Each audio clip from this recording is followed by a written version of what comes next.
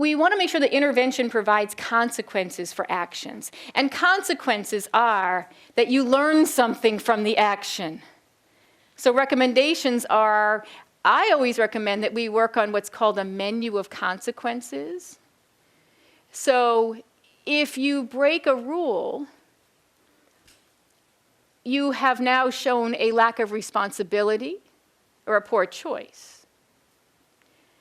So what kind of consequences will help you to learn responsibility to make better choices? If it's just doing time, not going to work.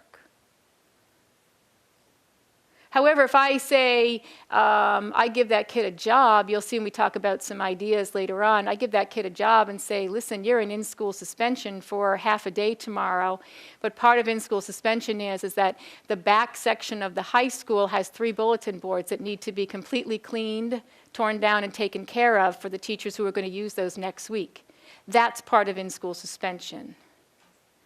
You get assigned a responsible task that gives back to the community that you took away from. And that's how we can kind of hit 2 things at once. Thanks for watching, and I hope you found this video helpful. If you did, make sure to like and subscribe so you never miss another video.